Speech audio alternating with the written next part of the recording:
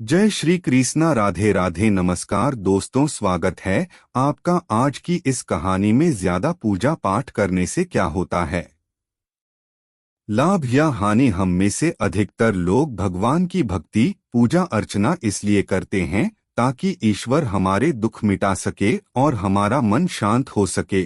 पर वास्तव में ज्यादा पूजा पाठ करने से क्या होता है, हम नहीं जानते। आज का यह कहानी उन्हीं भक्त गणों के लिए है जिनके मन में भगवान के प्रति असीम आस्था है और वह चाहते हैं कि भगवान ही उन्हें भवसागर से पार लगाएं। यह कहानी इसलिए भी लिखा गया है क्योंकि अधिकतर लोगों को लगता है मुंह से हरे कृष्णा हरे रामा बोलना ही सबसे उत्तम है।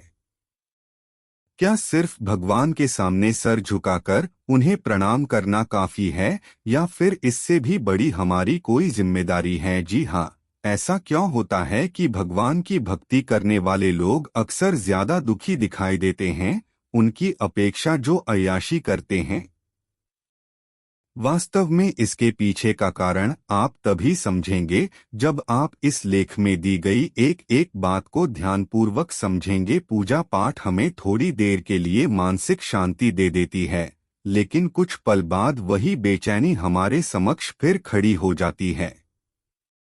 ऐसे में मनुष्य इस दुविधा में पड़ जाता है कि पूजा पाठ का असल में लाभ होता भी है कि नहीं। देखिए, समस्या पूजा पाठ में नहीं है, बल्कि दिक्कत हमारे अज्ञान में है। हमें नहीं पता यज्ञ क्या है, हवन भजन कीर्तन भक्ति क्या है, लेकिन फिर भी हम इन चीजों को निभाने लग जाते हैं। दरअसल हम खुद को ही इस बात से ठगाए रहते हैं कि हमारी वास्तविक समस्या क्या है। हम नहीं जानते हमारी परेशानी क्या है और उस परेशानी का इलाज क्या है। हम इसके बजाय कई चीजों का प्रयोग करते हैं और पाते हैं कि वो चीजें काम नहीं आ रही। उदाहरण के लिए, किसी को लोगों से बातचीत करने में शर्म आती है, डर झिझक होती है और वह सुबह शाम पूजा पाठ करे तो क्या भगवान उसकी इस समस्या को हल करेंगे? नहीं न, उसकी समस्या तभी हल होगी जब वह लोगों से बातचीत करने की हिम्मत उठाएगा। इसी प्रकार अगर आप घर में यज्ञ करवाते हैं, सुबह शाम पूजा पाठ करते हैं, तो पहले आपको पता तो हो कि शास्त्रों में यज्ञ से क्या तात्पर्य है। यज्ञ में अग्नि का क्या महत्व है? क्या यज्ञ में लकड़ी और घी जलाने से आपके जीवन में शांति आएगी? अगर आप सिर्फ पंडितों के कहने पर घर में यज्ञ करवा लेते हैं पर यज्ञ का वास्तविक अर्थ नहीं जानते, तो फिर यज्ञ आपके क्या काम आएगा? पूजा पाठ कब हानिकारक होता है? आज की नई पीढ़ी धर्म के नाम से बिदकती है। वो पूजा पाठ भक्ति हवन इत्यादि शब्दों से ही दूर भागती है। वास्तव में ऐसा क्या हुआ कि जो भारत एक धार्मिक देश कहलाता था, जहां ऋषियों और बड़े बड़े संतों का जन्म हुआ, उसी भूमि पर जन्म लेने वाले लोग धर्म से ही दूर क्यों होने लगे? इसके पीछे बड़ा कारण है धर्म का अंधानुकरण। बिना जाने बूझे पूजा पाठ करते करते ये स्थिति उत्पन्न हो गई कि अब एक पीढ़ी धर्म से दूर ही होने लगी है।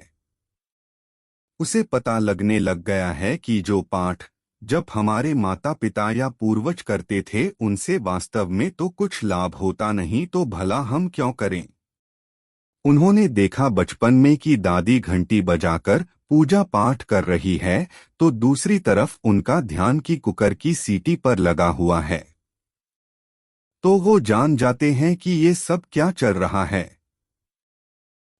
इस प्रकार जब धर्म को हम समझते नहीं, धार्मिक क्रियाओं का असल महत्व हम जानते नहीं, बस निभाते रहते हैं, तो इसका परिणाम ये होता है कि एक पूरी पीढ़ी ही धर्म से दूर हो जाती है। पूजा पाठ कब लाभदायी है? पूजा पाठ तभी लाभदायी है जब हम धार्मिक क्रियाओं का महत्व जानें। कोई भी धार्मिक गतिविधि का हम पालन करें, इससे पूर्व यह समझें कि इसका उद्देश्य क्या है। अगर आप धर्म नहीं जानते तो भला कोई भी पूजा पाठ किस काम आएगा? अगर आप घर में यज्ञ करवाते हैं, इस मंशा के साथ कि यज्ञ में लकड़ी जलाकर हवा शुद्ध हो जाती है, तो इससे आप भला किसको बेवकूफ बना रहे हैं। वैसे ही पर्यावरण में प्रदूषण बढ़ता जा रहा है। पर वास्तव में यज्ञ का अर्थ है स्वयं की आहुति देना, अर्थात अपने ज्ञान, ऊर्जा, समय, पैसे इत्यादि सभी संसाधनों को किसी सही कार्य में झोंक देना, ताकि सीधा आपको दुखों से मुक्ति हो और परमात्मा से मिलन हो सके। तब वास्तव में यज्ञ का फायदा हुआ। इसी प्रकार अगर आप कृष्ण राम की मूर्ति के आगे झट से हाथ जोड़ लेते हैं और समझेंगे कि भगवान आपको आशीर्वाद देंगे, तो ऐसा करके लाभ नहीं होगा। फायदा आपको मात्र तब होगा जब आप राम का योग वशिष्ठ सार पढ़ेंगे और कृष्ण की गीता में लिखी बातों को समझेंगे। देखिए, मूर्तियां प्रतीक यानी इशारा मात्र होती हैं, उनका उद्देश्य हमें सही जिंदगी जीना सिखाना होता है। पर हम जिंदगी घटिया जीते हैं और मूर्तियों के सामने झट से झुक जाते हैं। इसी प्रकार सभी लोग मंदिर जाते हैं और वहां जाकर अपनी मनोकामना पूरी करने की प्रार्थना करते हैं।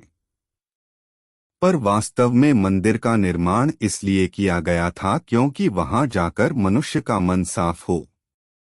पर हमारे लिए उल्टा होता है, हमारा मन साफ होने की बजाय हम मंदिरों को अपनी इच्छा पूरी करने का साधन बना लेते हैं। क्या पूजा कीर्तन करना जरूरी है? देखिए, पूजा कीर्तन का महत्व आपको शांति, सच्चाई और सहजता तक लेकर जाना है। आप देखिए, जिस तरह आप परिवार में पूजा करते हैं, उससे आपके जीवन में ये चीजें आ रही है या नहीं। सुबह शाम पूजा करने के बाद भी अधिकांश लोगों की जिंदगी और मन में कुछ खास बदलाव नहीं आता। ऐसे में यहाँ समझना जरूरी है कि आम संस्कृति में जो पूजा प्रचलित है, उसी तरह आप भी पूजा करें। अगर रोज की आरती और पूजा में आपको कुछ विशेष मन नहीं लगता, तो अब समय है कि आप असली पूजा करें। उदाहरण के लिए कबीर राम के बड़े भक्त थे।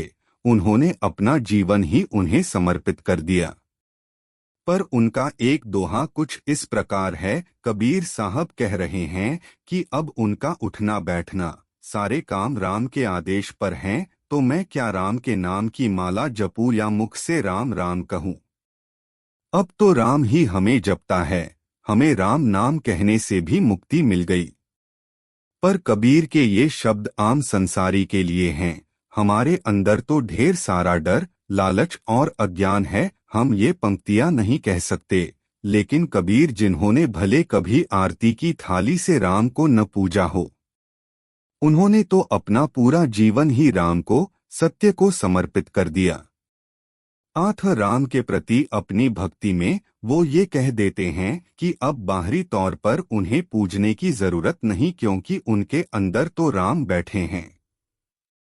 आठ आपके लिए पूजा और कीर्तन वह है जब हमारा सर डर, लालच, आलस के सामने नहीं बल्कि सिर्फ सत्य के समक्ष यानी राम के समक्ष झुकेगा। तब वास्तव में समझ लीजिएगा कि अब हम राम के भक्त हो गए हैं।